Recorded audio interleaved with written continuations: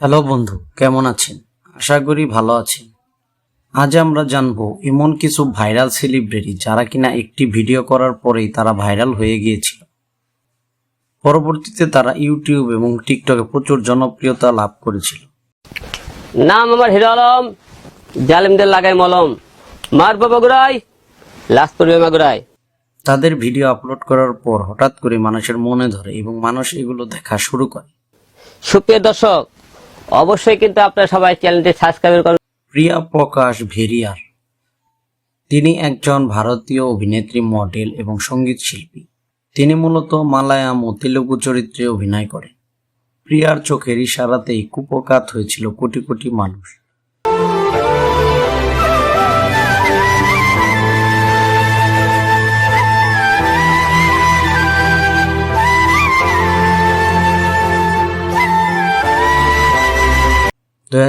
সালে মালায়াম ছবি গুরু আদর লাভের মুভিতে তার চোখের ইশারায় রাতারাতি ভাইরাল হয়েছিল। সেই ছবিতে তার অভিনয় মন কেড়েছিল দর্শকদের, যা তাকে রাতারাতি উইং গার্ল বানিয়েছিলেন, যার ফলে তিনি 2018 সালে গুগলে সবচেয়ে বেশি সার্চ করা ব্যক্তিত্ব হয়েছিলেন প্রিয়া। শুধু অভিনয় নয়, তিনি একজন প্লেব্যাক গায়কও। অভিনয় করেছেন মালায়ালম ও তেলুগু ছবিতে। ইয়োহানি বিগত কয়েক মাস ধরেই সোশ্যাল মিডিয়ার ট্রেন্ডিংয়ে একটি গান। কোনো বাংলা গান নয়, হিন্দি, উর্দু, ইংলিশও নয়, এখন মেতেছে শ্রীলঙ্কার সিংহলি ভাষার একটি মিষ্টি গানের সুরে। 28 বছর বয়সী গায়িকা ইয়োহানি ডি সিলভার গান মানিকে মাগে হিতে। এই গানটি এখনো শোনেনি এমন কাউকে খুঁজে পাওয়া কষ্ট। তিনি একজন শ্রীলঙ্কার গায়িকা, গীতিকার, র্যাপার এবং সঙ্গীত প্রযোজক। 2019 সালে ইউটিউব দিয়ে এই গানের ক্যারিয়ার শুরু করেন ইয়োহানি। তার ভাগ্য খুলল 2021 সালে এসে। শুধু পরিচিত নয়, তিনি এক গানে হয়েছেন কোটিপতি। তার গাওয়া এই গানটি শ্রীলঙ্কা, ভারত, বাংলাদেশে অল্প সময়ে ব্যাপক জনপ্রিয়তা লাভ করে। তার এই গাওয়া বিখ্যাত গান মানিকে মাগে হিতে এখন অজয় দেবগন অভিনীত থ্যাংক গড ছবির গানের একটি অংশ হয়েছে।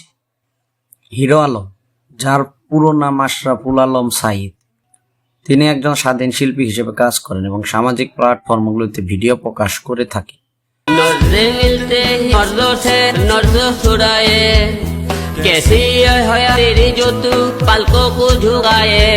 তিনি মূলত তার বেসুরা গলায় গানের জন্য সর্বাধিক আলোচিত ও সমালোচিত।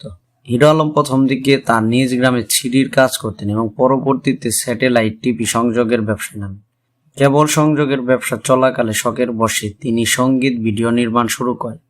হিরো আলমের ইউটিউবে আপলোড করা সঙ্গীত ভিডিও নিয়ে সামাজিক যোগাযোগের মাধ্যমে, বিশেষ করে ফেসবুকে, বাংলাদেশের ব্যবহারকারীরা ট্রল এবং মিম তৈরি করে, যার ফলে তিনি দ্রুতই পরিচিত লাভ করেন।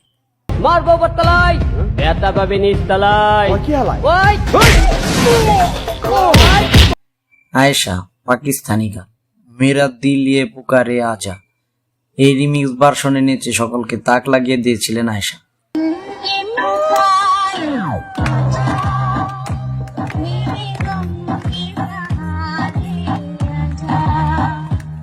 যার ফলে তিনি অতি সহজে ভাইরাল হয়ে গিয়েছিলেন। এই ভিডিওটি শেয়ার হওয়ার পর 1.5 লাখের বেশি লাইকই পড়েছে। শুধু তাই নয়, অনেক ব্যবহারকারীরা হার্ট ও ফায়ার ইমোজি দিয়ে সম্পূর্ণ কমেন্ট বক্স ভরিয়ে দিয়েছেন। রানু মণ্ডল, এক সময় রানাঘাট রেল স্টেশনের 5 নম্বর প্ল্যাটফর্ম থেকে তার গান ভাইরাল হয়েছিল সোশ্যাল মিডিয়ায়। সেই ভাইরাল হওয়া গান ছড়িয়ে পড়েছিল সহজে। তার ভিডিও সোশ্যাল মিডিয়ায় ভাইরাল হতে সাহায্যের হাত বাড়িয়ে দিয়েছিলেন জনপ্রিয় গায়ক হিমেশ রেশমিয়া। তার পরিচালনায় একটি গানের প্লেব্যাকের অফার পান তিনি।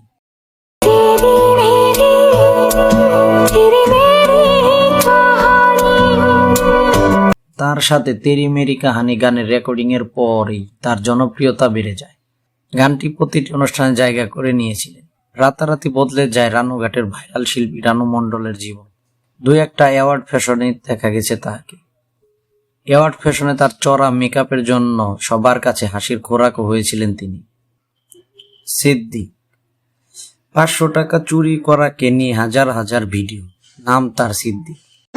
আমার ভুল হচ্ছে, হ্যাঁ আমার ভুল হচ্ছে, ক্ষমা করে দেন। শুধু এই সংলাপটির কারণে সিদ্দিককে নিয়ে এখনো পর্যন্ত বানানো হয়েছে হাজার হাজার ভিডিও। তার এই সংলাপ নিয়ে প্রতিনিয়ত ছোট ছোট নাটক, short film, TikTok video, reel video বানানো হচ্ছে।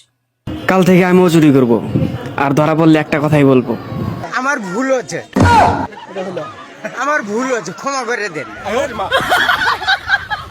জানা গেছে প্রতিদিন একাধিক ইউটিউবার সিদ্দিকের বাড়িতে যান এবং তাকে নিয়ে ভিডিও বানানো হয়। সিদ্দিককে নিয়ে এখন পর্যন্ত সবচেয়ে ভাইরাল যে ভিডিও, সেটি দেখা হয়েছে 3,30,00,000 বার, যার ফলে তিনি মুহূর্তে ভাইরাল হয়ে গিয়েছিলেন। ভুবন বাদ্যকর। ভারতের ভাইরাল বাদাম বিক্রেতা হলেন ভুবন বাদ্যকর। আগে তুড়া হাতের বালা থাকে যদি সিটি গলে চান দিয়ে যাবেন তাতে সমান সমান তোমরা বাদাম পাবেন। তিনি গ্রামে গ্রামে কাঁচা বাদাম বিক্রির সময় কাঁচা বাদাম গান গেয়ে ভাইরাল হয়েছিলেন। শুধু ভাইরাল নয়, রীতিমতো সেলিব্রিটি হয়ে উঠেছিলেন তিনি। ভুবন বাদ্যকর রাতারাতি সেলিব্রিটি হওয়ার পর বিভিন্ন রিয়েলিটি শো, নানা অনুষ্ঠানে অংশগ্রহণ করে, সেখান থেকে অর্থ উপার্জন করে।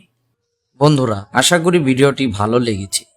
ভালো লাগলে অবশ্যই সাবস্ক্রাইব করবেন আর লাইক, কমেন্ট, শেয়ার করতে ভুলবেন না। ধন্যবাদ।